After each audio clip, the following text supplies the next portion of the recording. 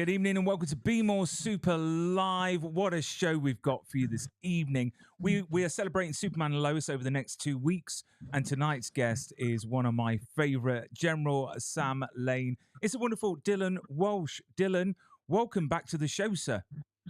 Thank you. And it's such a pleasure to have you back. And we will talk about all the trials and tribulations of the show in a moment.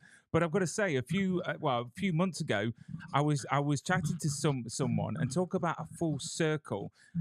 It's Misty Roses who I was chatting with, who played Amy in Congo, which Oh my she God. playing the Oh little, my little God. I gorilla. remember him. I remember Yeah. Misty. Yeah, and it was really odd because I was saying to her how much I loved the movie and that I spoke to you a while back, and she had nothing but That's nice things, crazy. believe it or not. That's But crazy. She was like a child, and she could fit in the suit, and she had to train for 6 months to do that. And it wasn't once they put it all on, they like had to blow hair dryer into it so they could breathe. It was two women. I can't remember the other girl's name, but I do remember Misty. yeah, Holy yeah, crap. because recently she was on The Mandalorian. She was playing a few characters on that show. Really? So she's done really well for herself, bless her. But Good for her. no, it's really nice because it was like a full circle. Because I know that when you were last on the show, we were chatting about Congo, and Yeah. it was quite odd that I had her on another show that I present for, and it was crazy. But you know what? Welcome back, and what a season this is.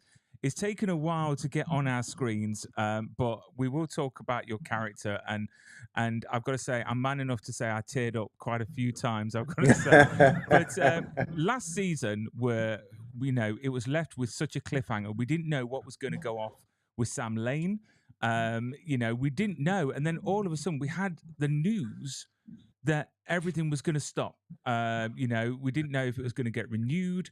We didn't know if all the cast were going to be back. I mean, for an actor, how frustrating is that to actually, put your heart and soul into a character like Sam Lane and then, get the news that potentially you might not be coming back again for another season?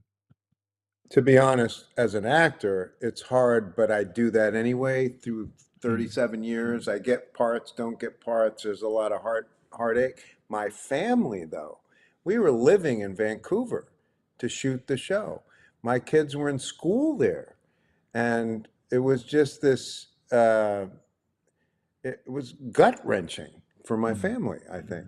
Um, you know, and there was also a strike going on, and that was the actor strike and the writer strike, and it almost felt like punishment. But whatever. Listen, when Todd Helbing, who runs the show, when he called me, he said, "Look, this is horrible. Sorry, sorry, sorry. I still want to be able to close out your storyline." And I said, I'll do it, just because he was a great guy. I had no problem with anybody in the show. I love them all. But the CW, the whole thing, that was awful. That was an awful thing to do. And not just me, by the way, 6 other actors, they Yeah. did that too. Yeah, I mean, when the news came out, I just thought to myself, well, I've never been so angry at a network and so angry at what happened because we've loved this series for 3 years and just literally invested our time into these characters, and I've got to say, it's one of the best. Well, it is the best Superman TV show that we've had, and I'm a big Smallville fan. So to say You that are? Superman, yeah, I love Smallville, absolutely love it. Absolutely amazing show. But this show, I've got to say, I would say is better, and that's going a long way. But funny you say about family. One of the questions I was going to ask from an actor's point of view, we forget that actors move places where they're Yeah. working, and not only was it you, it was your other half and kids. So how was that move afterwards? Because I can't imagine moving house with a load of kids, packing up. I mean, it's bad enough going out for the day. So what was it like moving from where you was to where you are now? Well, you should have seen us. We packed everything in. First of all, I'd take things and send them to, I didn't know where. I didn't know where we were going to move. But we packed everything into our car. We put the bike rack. We had the Thule thing on the top, and we pulled out of Vancouver, and we drove. Drove for 2 weeks to get to New Jersey. Now, I'll tell you that the way our family rolls, we made it a fun time. We had a just really fantastic vacation out of it. But yeah, we Leslie will tell my wife will tell you that we're sort of throwing darts on a map to say, well, where do we want to go? Obviously, New York or LA, but these days the business has changed so much it could be really anywhere. I just missed the East Coast, so we came here anyway. Long story short, it was a 2 week drive, crammed with stuff in our car, and we came to New Jersey. I never thought I'd live in New Jersey, but here I am. Excellent, excellent, and what a supportive family as well that you must have. You know, being an actor's life, you know, it's got to be hard. The best of time, but to have a wonderful family as you do, that is behind you every step of the way is an absolute godsend. It really is. I mean, obviously, you heard the news that you're going to be back for season 4. I think we all got very excited because not only did we realize that we were going to get a proper end to the show, because there's so many shows out there that unfortunately end on cliffhangers and we never find out what's going to go on. Right. So you get the news. So how did that feel that you're going to get a closure for Sam Lane? We're going to find out what happened to that mystery date from hell. That mystery date from hell. That was so sad. That whole part of it. But I got just the mystery date from hell. But when I saw the script for the end of Sam Lane, I was so impressed with how it was written and how they handled it, and I was excited, and I was instantly overwhelmed. It was like a big episode. Not since Nip Tuck did I have so much to do in an episode. So, you know, I've always done good scenes with Bitsy and Tyler, both of them, and we had some great scenes, and I'm proud of it. I mean, we will talk about that in depth in a moment. But you know, I thought that Sam was going to finally find love. I really did. But instead, he had the lovely actress Rebecca Stabb, She's who great. plays She was Gretchen. great. Yeah. And a lot of people don't realize that she's one of the original Susan Storms from Fantastic Four, one of the live action Fantastic Four actors from 1994. I didn't even know that. Yeah, she was in the first ever live action Fantastic Four film that came out in 1994, and she played Susan Storm. Yeah, so a lot of people didn't know that, and yeah, but what a great character! What was it like to have scenes with her? Because I love how tense it was, you know, between them, and obviously I think that she still has a soft spot for Sam Lane. You know, before obviously your exit. So it was quite an odd sort of relationship on screen. Yeah. Where is she doing what she's doing because she's got to, or you know, has she got feelings still? Well, that's in the writing. They were very smart about that. Of course, she's going to be a villain at that point, but to lace into the storyline like a possible, and certainly Sam Lane, you know, he's mad, he's angry, he's tied up, but he had a thing for her, you know, in a brief time that it was there. First of all, she was great to work with. We had fun and really kind of connected on what we were doing. It might be the saddest part of the whole thing for Sam Lane that's his one date. And that is a message to all you kids out there. Online dating never really works. You never know what you're going to end up with. So do your research and take a friend with you, because you never know when you're going to get kidnapped by a henchwoman. And then we turn to some of your scenes this season, and I've got to say, you get some amazing scenes.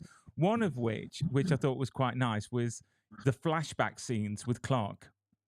Yeah, And I've got to say, it's like preparation for the future, because I don't know if it's a dying tradition, but I asked my father-in-law for his daughter's hand in marriage, and you treat Clark quite bad in that I scene. do. I mean, what do you think is going through Sam's brain when that scene happens? Do you think he's being like that because of the protective side? Well, I hope so. Or is there anything else?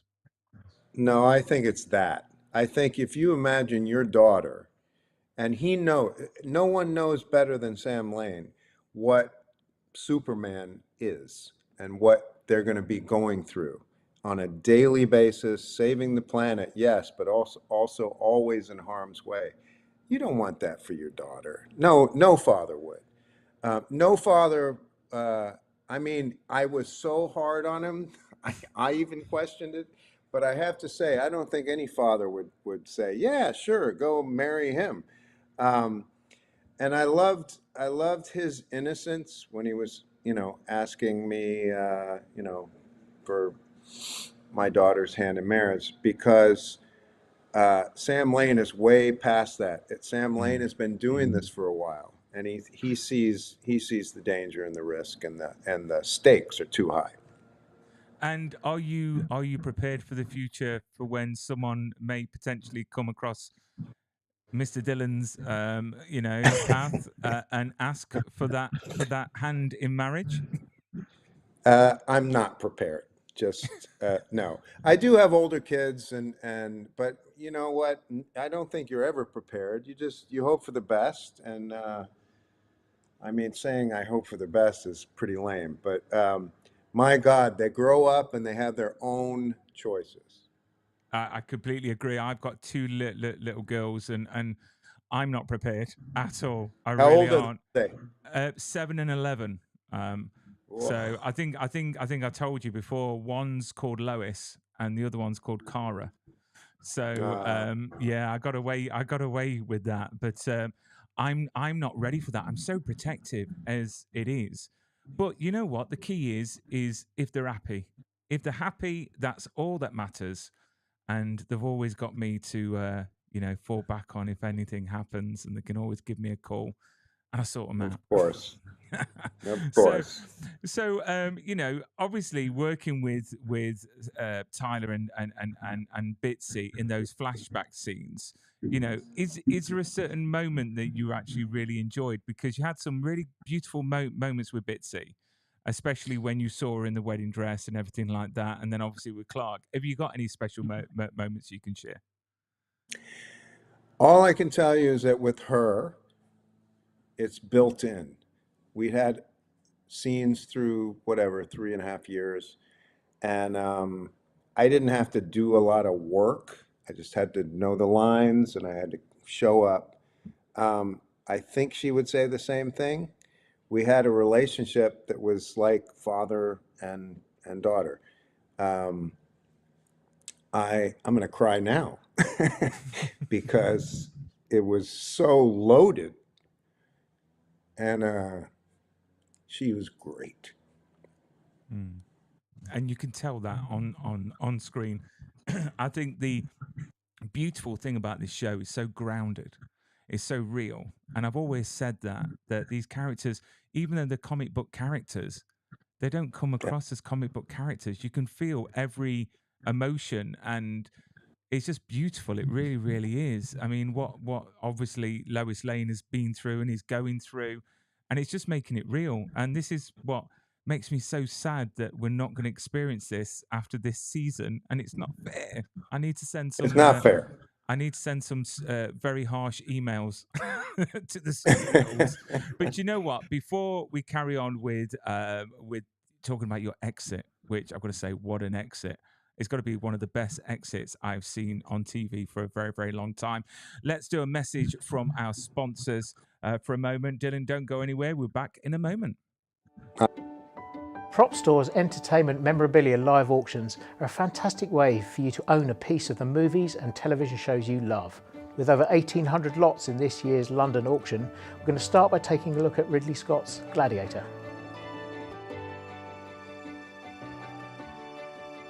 Or the 1963 Oscar-winning classic Cleopatra, with the costumes of Richard Burton and Elizabeth Taylor.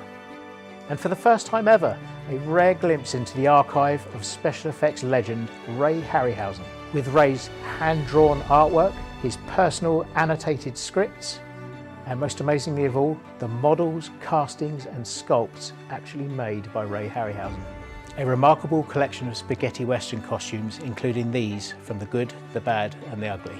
And it wouldn't be a prop store auction without Star Wars. This is the famous mind trick helmet used in the Move Along sequence of A New Hope. We also have a Sand Trooper costume from the same movie.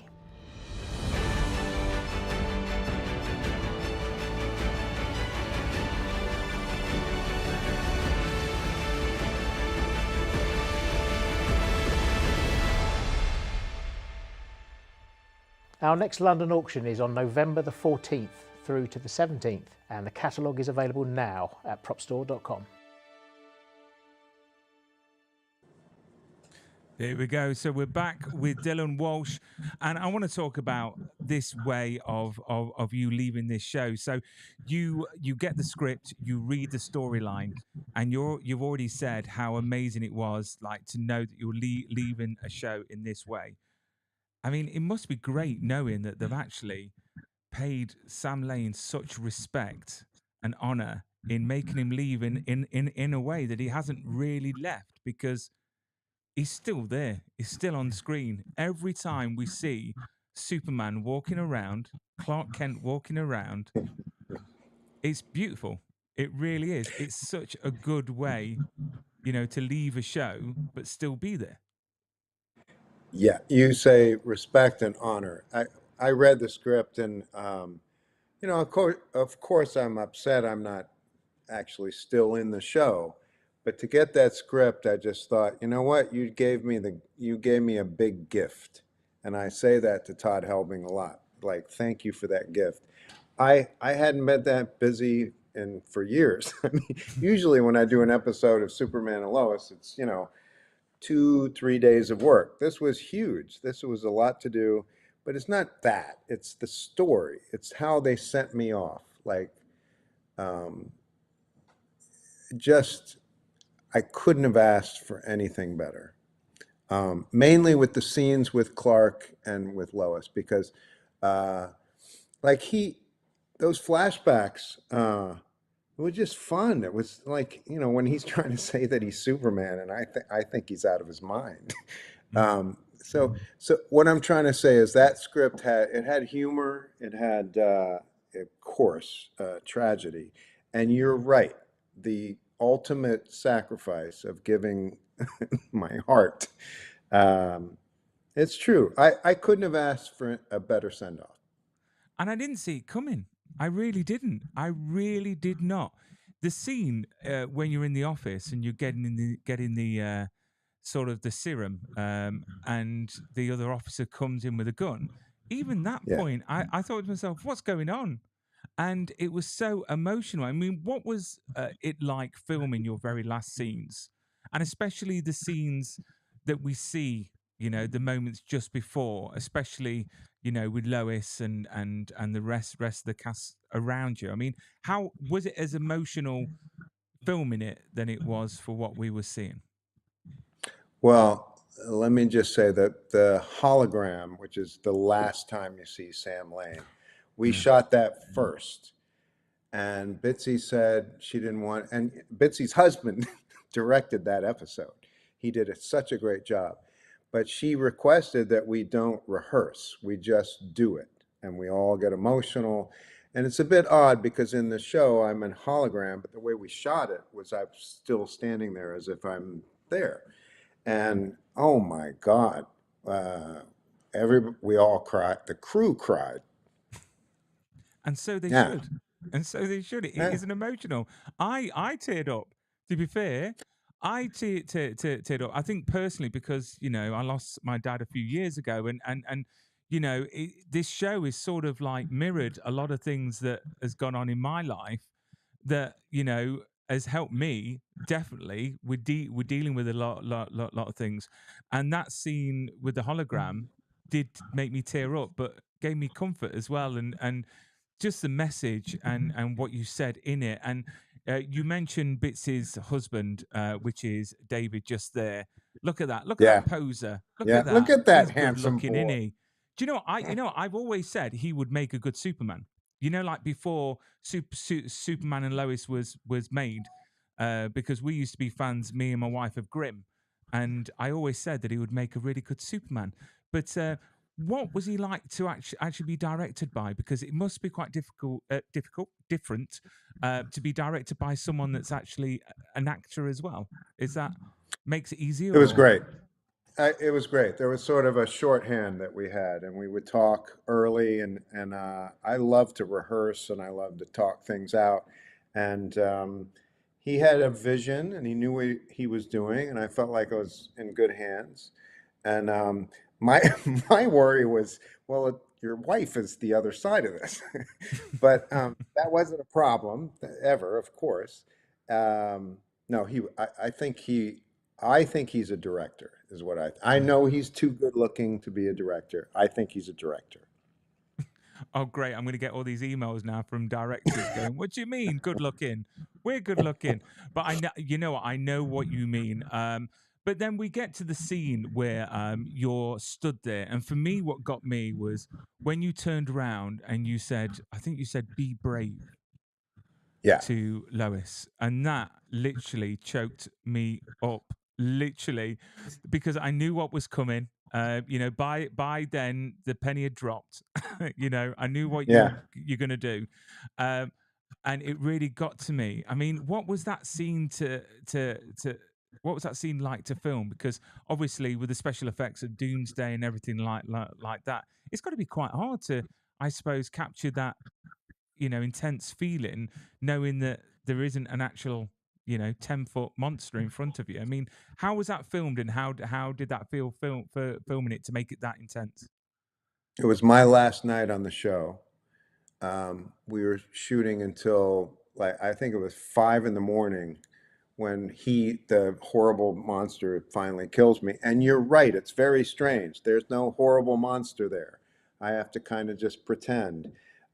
It was a long night, and Tyler had already finished his work earlier in the day, but he stayed to kind of be supportive, which meant a lot to me. Bitsy didn't talk to anybody. She just stayed in her zone.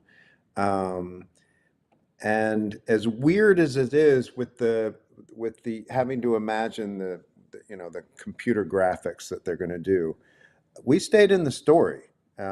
We just stayed where it is, and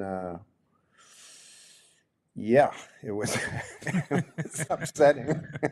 Oh, bless you. I think but the scene that I'm most proud of, the scene is when she's in her wedding dress. That's my favorite. And I love that scene because I was just thinking to myself, I was looking at Sam, and I'm just thinking, for a father to see their daughter in a wedding dress. I don't know if you've ever heard of a song called Butterfly Kisses by Bob Carlyle. No, I haven't. If you haven't, listen to it. Literally, it's all about a song about a man bringing up his daughter, giving her butterfly kisses, and then her eventually giving her away to someone else. And literally, it brings me to tears every time I listen to it, because I just think to myself, oh, and my girls and me, we have butterfly kisses, which is your eyelashes to eyelashes. It's very cute, and it brings me to tears every single time. But yeah, I wanted to bring up a picture here because this is the scene that we're talking about here, and this is an artist. You can follow him on Instagram, Mike Posters. He's a French gentleman, and he's been doing some artwork for the show.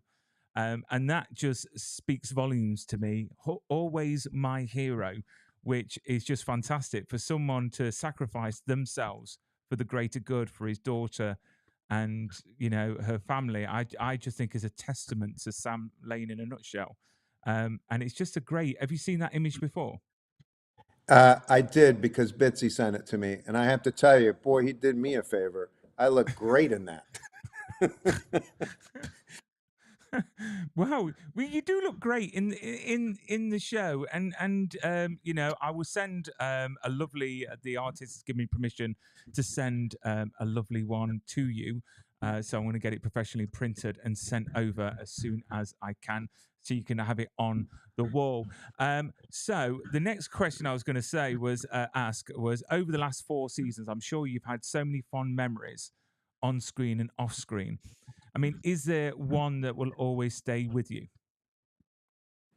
Well, obviously the last one, but look, over the years, what I always loved and what I always said why I did the part and what I loved about the role is that there was a range. On the one side, he's a general. He's trying to protect the world, and his best weapon is Superman. On the other side, he has a daughter who he's a pool of mush in her presence. And I just loved being able to go back and forth with that.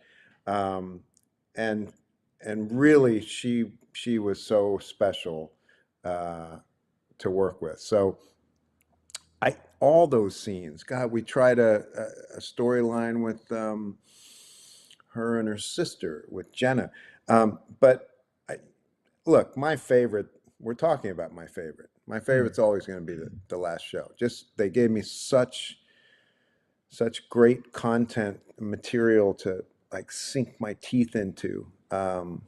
I remember being at the hotel and just trying to. I just wanted to do good by it, and yeah.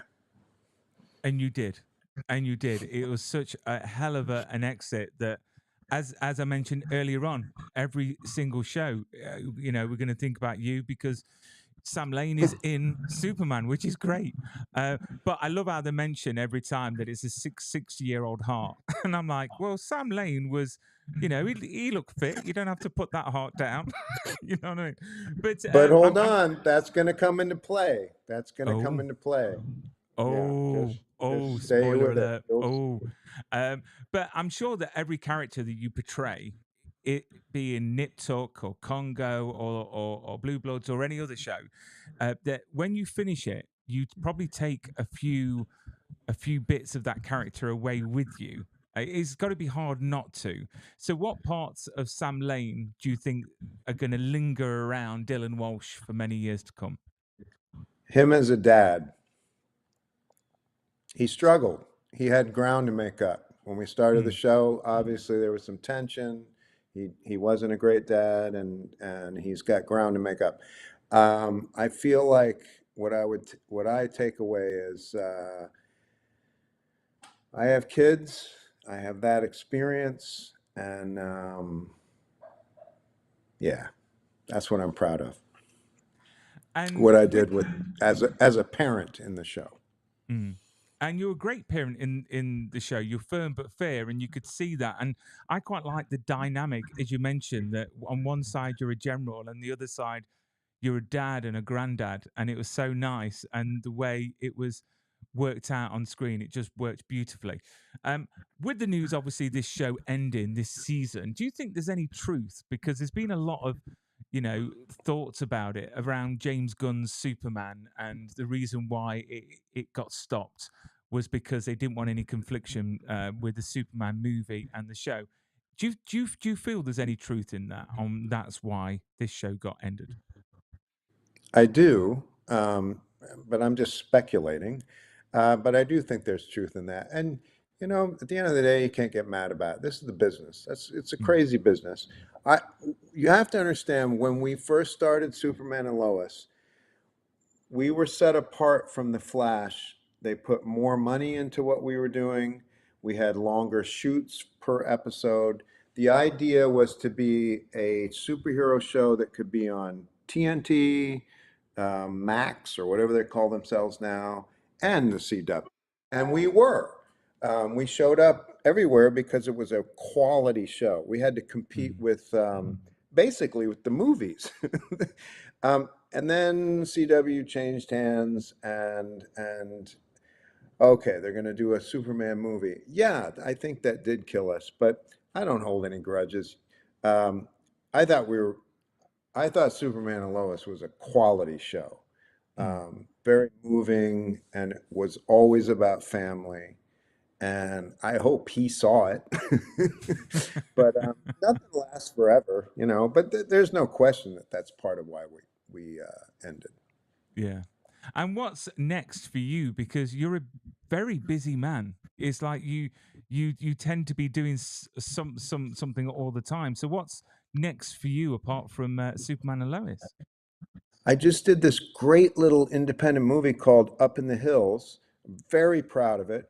Um, it'll be a while before we know when it's coming out or where it's going to end up, but it was it was difficult and challenging, and I loved doing it.